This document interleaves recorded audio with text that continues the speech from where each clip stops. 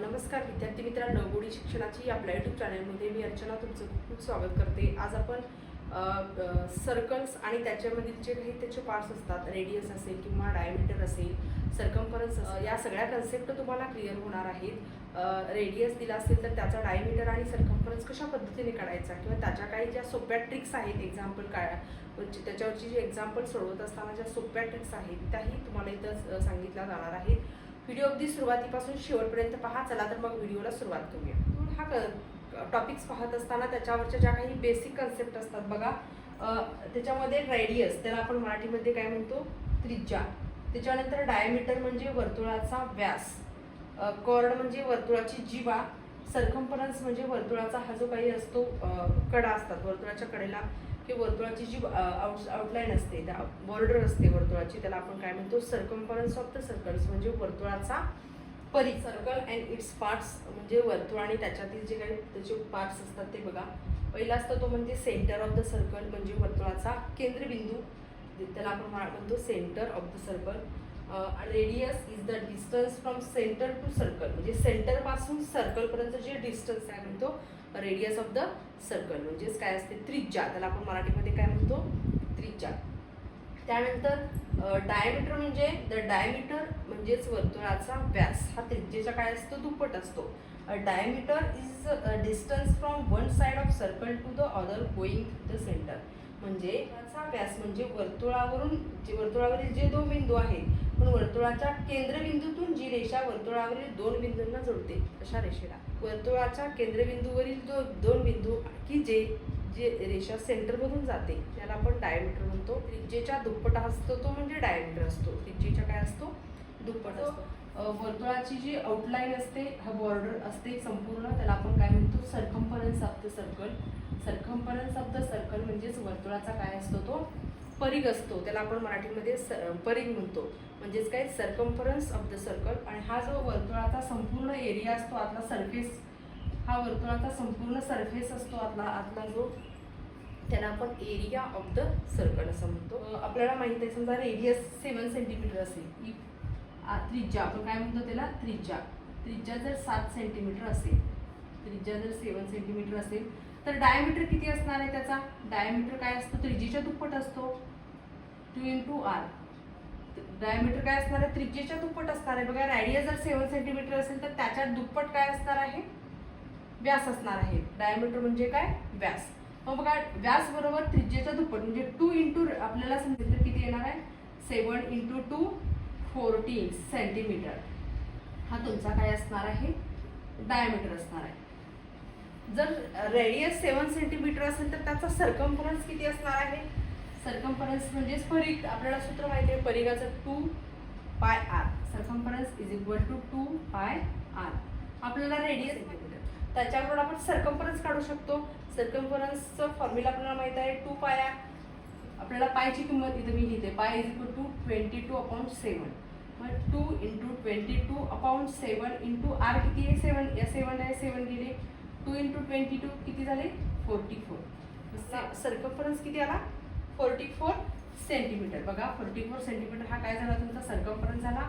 तुमचा diameter 14 centimetre झाला आणि तुमचे रेडियस काय झाले, 7 सेंटीमीटर. म्हणजे रेडियस जर 7 सेंटीमीटर असेल तर त्याचा डायमीटर हा 14 असतो आणि त्याचे सर्कम्फरन्स असतो तो काय असतो, 44.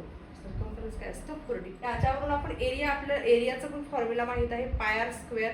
आणि त्याच्यावरून आपण एरिया ऑफ द सर्कल काढू शकतो. बघा, area of circle πr².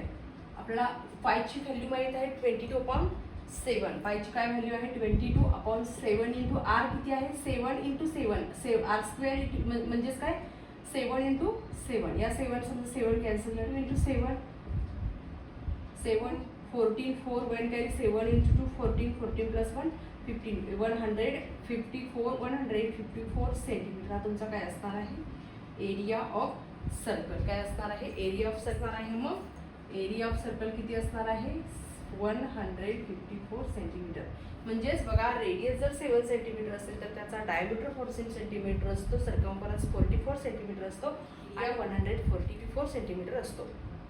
He basic radius आहे. याच्यावरून आपण ट्रिकच्या सहाय्याने सुद्धा एक्झाम्पल सोडू शकतो. हे आहे 7 सेंटीमीटर, त्याच्या दुप्पट असतो डायमीटर, म्हणजे किती आलेलं आहे 14 सेंटीमीटर आलेले आहे. सर्कम्फरन्सचा फॉर्म्युला वापरून आपला आन्सर आलेले 44 सेंटीमीटर आणि एरिया आलेले 154. रेडियस किती आहे, रेडियस समजा 14 असेल, कितीने वाढलेली आहे गुणिले 2, 7 2 14, म्हणजे याला रेडियस जर दुपटीने वाढली तर डायमीटर सुद्धा काय होतो दुपटीनेच वाढतो, म्हणजे 14 2 28 असणार आहे. बघा आपण करून पण बघू शकतो. 2 इंटू रेडियस म्हणजे 2 इंटू आर किती आहे, आर किती आहे 14, म्हणजे 14 2 किती येणार आहे 28. म्हणजे जेवढ्या पट्टीमध्ये तुमची रेडियस वाढणार आहे तेवढ्याच पट्टीमध्ये तुमचा डायमीटर वाढणार आहे आणि तेवढ्याच पट्टीमध्ये सर्कम्फरन्स वाढणार आहे. एरिया फक्त जेवढ्या पट्टीमध्ये वाढलेले आहे त्याच्या स्क्वेअर करावा लागतो आणि त्याचे मल्टिप्लिकेशन करावे लागते. बघा ही एक सोपी ट्रिक्स आहे. जर त्रिज्या तुमची 7 सेंटीमीटर असेल, बेसिक त्रिज्या आहे माहीत आहे आपल्याला, पण तुम्हाला परीक्षेत विचारलं की 14 सेंटीमीटर त्रिज्या असेल तर त्याचा रेडियस डायमीटर किती असणार आहे. जर रेडियस 14 सेंटीमीटर असेल तर त्याचा डायमीटर किती असणार आहे. आता बेसिक त्रिज्या 7 आहे, ही 7 किती पट्टीमध्ये वाढलेली आहे 2च्या पट्टीमध्ये वाढलेली आहे. डायमीटर सुद्धा तेवढ्याच पट्टीमध्ये वाढणार आहे, सर्कम्फरन्स सुद्धा तेवढ्याच पट्टीमध्ये वाढणार आहे. याला सुद्धा मल्टिपल 2 करावे लागेल. बघा सर्कम्फरन्स तुमचा काय येणार आहे, जर तुमची रेडियस 14 असेल तर त्याचा डायमीटर 28 असणार आहे, त्याचा सर्कम्फरन्स 88 सेंटीमीटर असणार आहे. आणि एरिया काढत असताना हा दुपटीच्या स्क्वेअरने वाढतो, म्हणजे जेवढे आता या दुपटीने वाढलेले आहेत प्रत्येक ठिकाणी, याचा स्क्वेअर करायचा, म्हणजे 2 इंटू 2 किती येणार 4, म्हणजे याला मल्टिपल 4 करावे लागेल. 154 इंटू 4 किती येणार बघा 16, आजच्या गेले 4 पंचे 20 21, 1 2 4 1 4 6 616 सेंटीमीटर किती येणार आहे 154 गुणिले 4, म्हणजे 4च्या पट 4ने गुणावं लागेल. याच्या दुपटीचा वर्ग करावा लागतो. जेवढी पट आहे त्याचा स्क्वेअर करायचा. इथे किती पटीने वाढलेली आहे त्रिज्या दुपटीने वाढलेली आहे. प्रत्येक ठिकाणी डायमीटर पण दुपटीने वाढणार आहे, सर्कम्फरन्स पण त्याच्या दुपटीने वाढणार आहे. येणार आहे 616 सेंटीमीटर. 616 म्हणजे बघा 14 असेल तर डायमीटर 28 आहे, सर्कम्फरन्स 88 सेंटीमीटर आहे आणि एरिया किती असणार आहे 616 सेंटीमीटर. अशा पद्धतीने ही ट्रिक्स आहे. जेवढ्या पट्टीमध्ये तुमचा रेडियस वाढतो त्याच पट्टीमध्ये तुमचा डायमीटर वाढत असतो, सर्कम्फरन्स वाढत असतो आणि एरिया काढत असताना पण जेवढ्या पट्टीमध्ये वाढलेले त्याचा स्क्वेअर. समजा 50ने वाढले, आता हेच गणित बघा, समजा तुमची रेडियस 50ने वाढलेली आहे, म्हणजे 721 असेल, रेडियस 21 सेंटीमीटर असेल तर तुमचा डायमीटर सुद्धा 50नेच वाढणार आहे. सेंटीमीटर तुमचा डायमीटर असणार आहे. 14 किती झाले 42 42 सेंटीमीटर. तुमचा सर्कम्फरन्स सुद्धा 50नेच वाढणार, त्याला 3 पटीनेच वाढणार आहे, म्हणजे त्याची सुद्धा गुणिले 3 करावं लागेल. 44 इंटू 3 किती येणार आहे 132 सेंटीमीटर, म्हणजे किती 132 डायमीटर आलेला आणि हा रेडियस आलेली. आता आपल्याला माहिती आहे इथे दुपटीने वाढलेले, ज्या पट्टीमध्ये वाढलेले त्याचा स्क्वेअर केला आहे, तर तिपटीने रेडियस वाढलेले आहे, म्हणजे याचा जेवढी पट आहे त्याचा स्क्वेअर करावा लागेल. आपल्याला कितीचा स्क्वेअर करावे लागेल इथं आता गुणिले 3चा स्क्वेअर करावे लागेल, म्हणजे 3चा स्क्वेअर किती येणार आहे 3 गुणिले 3 किती झाले 9, म्हणजे कितीने गुणावं लागेल आपल्याला. ही जी बेसिक व्हॅल्यू आहे एरिया 154ला कितीने गुणावं लागेल 9ने गुणावं लागेल. किती आन्सर येते बघा. मग तुमचं याचं मल्टिप्लिकेशन केल्यानंतर आन्सर येते 1386 सेंटीमीटर. तिप्पट झालेली आहे, म्हणजे 3 पट जास्त आहे, म्हणजे 7 तिप्पट झालेले आहे, तरी डायमीटर सुद्धा तिपटीनेच वाढतोय, सर्कम्फरन्स सुद्धा तिपटीनेच वाढतोय आणि जेवढा पट्टीमध्ये वाढलाय त्याचा स्क्वेअर करायचा. इथं तिप्पट वाढलेले त्याचा स्क्वेअर केला 9 आला, म्हणजे त्याला आपण कितीने मल्टिप्लाय करावं लागेल 9ने. 154 इंटू 9 काय येणार आहे 1386 सेंटीमीटर. अशा पद्धतीनं एक बेसिक ट्रिक्स आहे. तुम्हाला याच्यावरची एक्झाम्पल कुठलीही दिली तरी, समजा तुम्हाला सर्कम्फरन्स दिला असेल तर तुम्ही डायमीटर काढू शकता, किंवा डायमीटर दिला असेल तर तुम्ही त्याचा एरिया काढू शकता. या ट्रिकच्या साहाय्यानं जेवढ्या पट्टीमध्ये त्रिज्या वाढते तेवढ्याच पट्टीमध्ये त्याचा व्यास वाढत असतो, तेवढ्याच पट्टीमध्ये त्याचा परिघ वाढत असतो. पण वर्तुळाचा क्षेत्रफळ आहे ते त्या जेवढ्या पट्टीमध्ये वाढलेलं आहे त्याच्या वर्गाच्या पट्टीमध्ये वाढत असतं. समजा दुपटीने वाढलं तर दुपटीचा वर्ग, तर त्या तिपटीचा वर्ग म्हणजे त्याचा एरिया असणार आहे. बघा एक्झाम्पल आहे, if the circumference of the circle is 176 centimetre, find its radius, diameter and area. एक सर्कम्फरन्स म्हणजे परिघ, वर्तुळाचा परिघ तुम्हाला 176 सेंटीमीटर दिलेला आहे, तर त्याची त्रिज्या, त्याचा डायमीटर म्हणजे व्यास आणि त्याचं क्षेत्रफळ, दिलेल्या वर्तुळाचं त्रिज्या, व्यास आणि त्याचा क्षेत्रफळ काढा. तुम्हाला परिघ माहीत आहे, वर्तुळाचा परिघ म्हणजे काय असतो, सर्कम्फरन्स किती आहे 176 सेंटीमीटर आहे तुमचा काय आहे वर्तुळाचा परिघ. असला सर्कम्फरन्स किती आहे 176, परंतु बेसिक सर्कम्फरन्स किती असतो, बेसिक असतो 44 सेंटीमीटर. 44 सेंटीमीटरला कितीने मल्टिप्लाय केलं येणार आहे 176, जे कितीच्या पटीमध्ये वाढलेले आहे तुमचा परिघ वर्तुळाचा. बेसिक सर्कम्फरन्स किती आहे 44 सेंटीमीटर. याच्या म्हणजे 44ला 4ने मल्टिप्लाय केल्यानंतर किती येणार आहे 176, म्हणजे 4च्या पटीमध्ये तुमचा सर्कम्फरन्स वाढलेला आहे. किती पटीमध्ये वाढलेले आहे 4च्या पटीमध्ये. आपल्याला माहित आहे रेडियस जेवढ्या पटीमध्ये बेसिक रेडियस 7 असते, जेवढ्या पटीमध्ये सर्कम्फरन्स वाढतो तेवढ्याच पटीमध्ये ही बेसिक रेडियस 7 असते, डायमीटर 14, सर्कम्फरन्स 44 आणि एरिया किती असतो बेसिक 154 सेंटीमीटर. जर सर्कम्फरन्स तुमचा एवढा दिलेला आहे तुम्हाला, म्हणजे कितीच्या पटीमध्ये वाढलेला आहे 4च्या पटीमध्ये वाढलेला आहे. म्हणजेच याच्या हा सुद्धा तुमचा जो डायमीटर असणार आहे तो सुद्धा 4च्याच पटीमध्ये वाढणार आहे. म्हणजे किती असणार आहे तुमचा डायमीटर 54 सेंटीमीटर असणार आहे.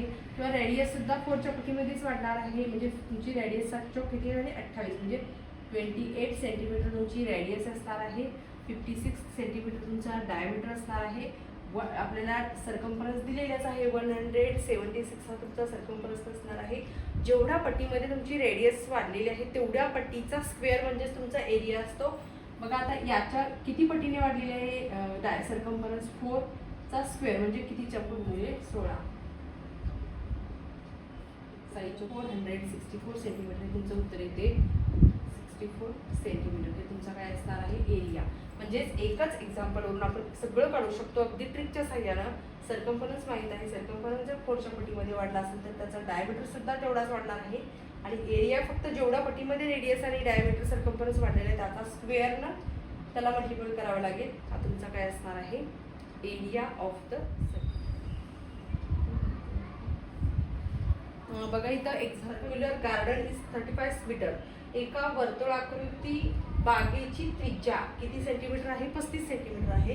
गार्डनच्या भोवती जर आपण तारेचं 4 पदरी किती पदरी 4 राऊंड्स म्हणजे 4 पदरी कुंपण घातलं तर at a rate of 44 rupees per metre, तर प्रति मीटर जर त्याला 44 रुपये तारेचं कुंपण घालण्यासाठी खर्च येत असेल तर त्या वर्तुळाकृती 35 मीटर रेडियस असणाऱ्या वर्तुळाच्या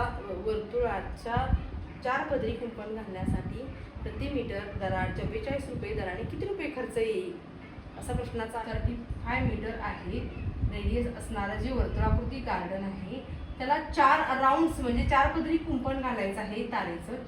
4 राऊंड्स म्हणजे किती 4 राऊंड्स म्हणजे जेवढे राऊंड्स म्हणजेच काय असणार आहे सर्कम्फरन्स असणार आहे. म्हणजे आपल्याला त्याचा सर्कम्फरन्स काढावा लागेल आणि जेवढे राऊंड्स असतील तेवढं त्याला मल्टिपल करावं लागेल. Circumference is equal to 2 pi r. Circumference is equal to 2 pi R. 2 into पायची value आहे 22/7. रेडियस 35 सेंटीमीटर दिलेला आहे.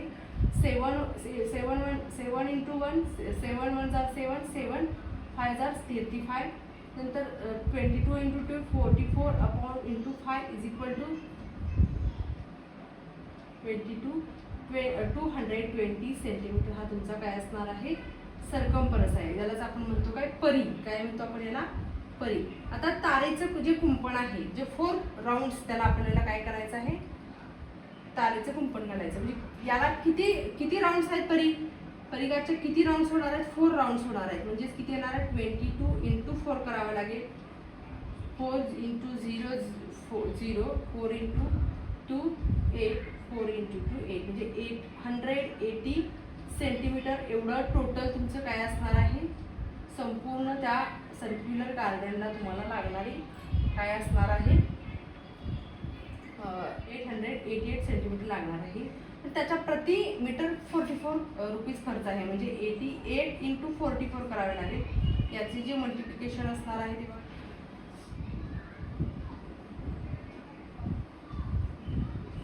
इथं काय असणार आहे मीटर. बघा हा जो तुमचा सर्कम्फरन्स 220 मीटर्स येणार आहे कारण मीटरमध्ये तुम्हाला विचारलेलं आहे. इथं सेंटीमीटर ऐवजी मीटरमध्ये येणार आहे. 4ने मल्टिपल करावं लागेल. 220 इंटू 4 येणार आहे 880 मीटर. मीटरमध्ये विचारलं म्हणजे 280 मीटर म्हणजे पर रेट किती असणार आहे 44. म्हणजे याचं मल्टिप्लिकेशन केल्यानंतर उत्तर काय येणार आहे 38,720 रेट. एकूण टोटल रुपीज किती असणार आहे 38,720 पद्धतीनं आज आपण सर्कल्स ऑफ आणि त्याच्यावरची ज्या काही एक्झाम्पल्स कन्सेप्ट पाहिलेले आहेत. तर हा व्हिडिओ तुम्हाला आवडला असेल तर लाईक करा, शेअर करा, सबस्क्राईब करा.